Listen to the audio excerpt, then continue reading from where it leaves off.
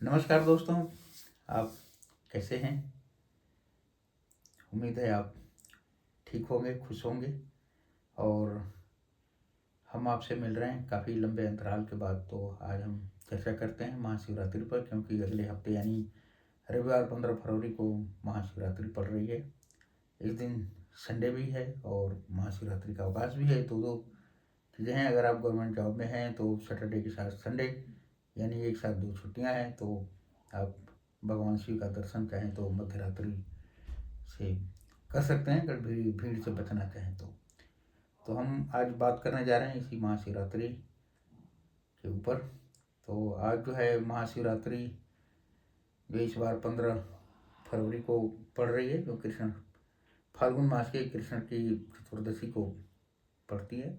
और इसी दिन से फाल्गुन का शुभारंभ माना जाता है, यानी इसके बाद 4 मार्च को हो रही है। तो अगर आप यूपी बिहार के रहने वाले होंगे तो पता ही होगा कि होली वहाँ कितने उत्साह के साथ मनाया जाता है। वैसे तो इसकी शुरुआत बसंत पंचमी से ही कर देते हैं, लेकिन माना जाता है शिवरात्रि के दिन से ही।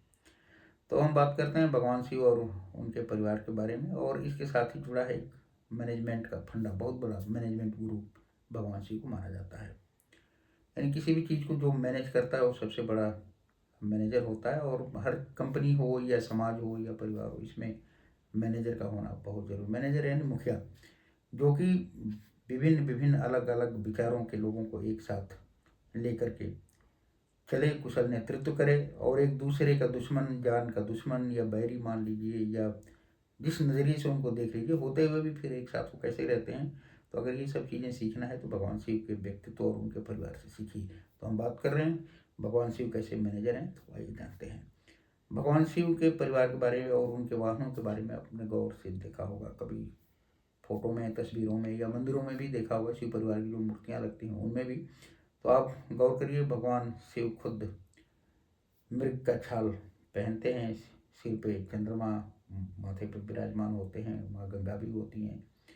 और भगवान शिव के गले में सर्प जो है विराजता है। और उनको जो है भगवान शिव को खुद भूत प्रेत निशाचर और पता नहीं तमाम किन किन चीज़ों का गुरु भी माना जाता है। वैसे वैदिक काल में चलें तो हम भगवान शिव को जो है देखते हैं, उनके रूप को देखते हैं, तो उसमें उनका बैल दिखता है, कुबड़दार बैल, जो भगवान शिव का जो है वाहन है नंदी। और उनके साथ जो विराजते हैं माँ पार्वती।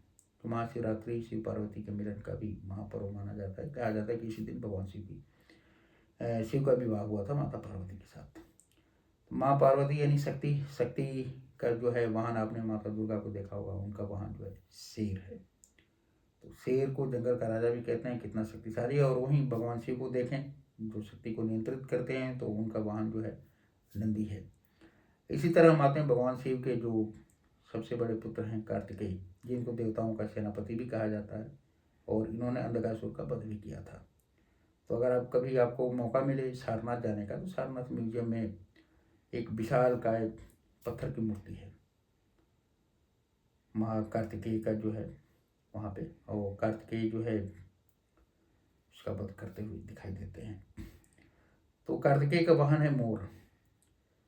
इसी तरह भगवान गणेश हैं, जिनको बुद्धि का देवता माना जाता है। सबसे कुशाग्र बुद्धि यदि है तो भगवान गणेश की है।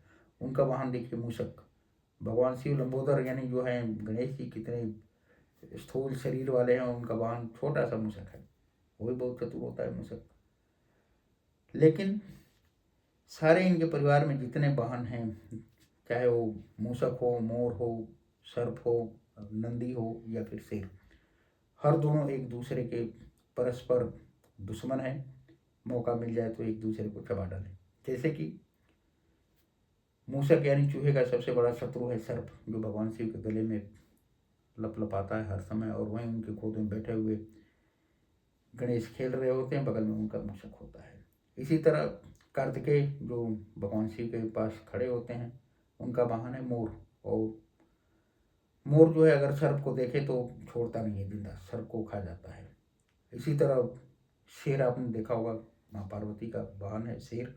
और जो नंदी है भगवान शिव का वाहन है। लेकिन नंदी का सबसे बड़ा शत्रु यदि है तो वो है शेर। वो तुरंत बैल पे झपट्टा मारेगा और उसका प्राणांत कर देगा।